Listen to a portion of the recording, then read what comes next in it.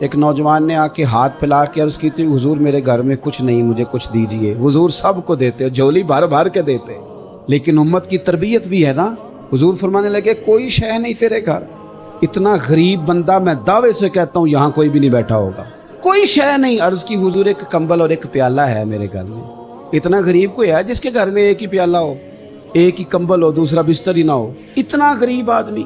حضور نے فرمایا لا نا، وہ لے کے آیا۔ میرے کریم محبوب صلی اللہ علیہ وسلم نے بولی لگوا دی، اس کمبل اور پیالے کی بھی بولی لگا دی۔ کون خریدے گا؟ ایک صحابی نے کہا 1 دینار، دوسرے نے کہا 2 دینار۔ حضور نے 2 میں بیچ دیا۔ فرمایا جا 1 دینار کا کھانا لے جا، 1 دینار کا کلاڑا خرید کے لا۔ وہ کلاڑا خرید کے لایا۔ نصیب دیکھو کلاڑے میں دستہ حضور نے اپنے دستے مبارک سے لگایا۔ اور کریم محبوب اخلاق سکھاتے ہیں اپنی امت کو۔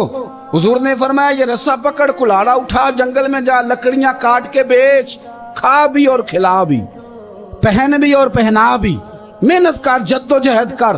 مجھے بہت سارے لوگ پوچھتے ہیں آپ کے والد صاحب، تو میں کہتا ہوں میرا فخر یہ ہے کہ میں ایک کسان کا بیٹا ہوں۔ میں جس دن ان کو غسل دے رہا تھا اس دن بھی ان کے ہاتھوں پہ چھالے تھے۔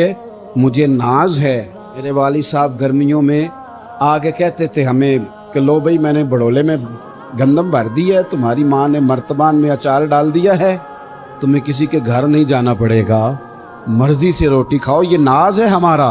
او خدا کے بندو، اخلاق تو یہ ہے کہ جو رب نے آپ کو دیا ہے اس پہ راضی ہو جاؤ۔ جو فیصلہ اللہ نے میرے حق میں کیا ہے مجھے وہ قبول کرنا چاہیے کہ نہیں؟ وہ ایک دن نا حضرت سفیان ثوری دعا مانگ رہے تھے، یا اللہ راضی ہو جا، یا اللہ راضی ہو جا، یا اللہ۔ تو حضرت رابعہ بصریہ پردے کے پیچھے بیٹھی تھی۔ جب انہوں نے بار بار یہی دعا مانگی تو پیچھے سے بول پڑی، کہنے لگی سفیان چل بس کر، کچھ اور بھی مانگ۔ حضرت سفیان کہنے لگے تو کیوں ناراض ہو گئی ہے؟ کہنے لگی ناراض اس لیے ہو گئی ہوں کہ تو کب سے کہہ رہا ہے یا اللہ راضی ہو جا، یا اللہ راضی ہو جا۔ پہلے تو بتا تو اللہ سے راضی ہے؟